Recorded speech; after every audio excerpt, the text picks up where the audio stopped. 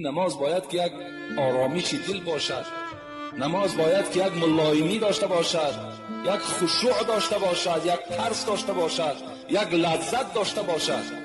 امروز برادرای ما و شما بعضی هاش تیزتر از نماز میخوانند که تا که رفته تیزتر باید قضای حاجت کنند. طهارتش تنگی دارد، با همون طهارت تنگیش نماز میخواند و بعدا حاجت خانه میرود. حالا که پیغمبر خدا گفتند در دو حالت نماز شما را خدا قبول نمیکند. یکی در حالتی که اگر طهارتای شما تنگی دارد، شما با او احوال نماز میخوانید، این نماز شما نماز نیست گفتند.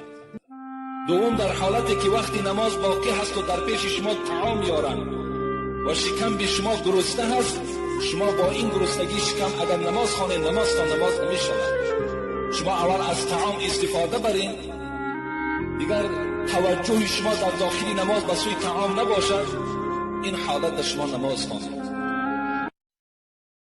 Likey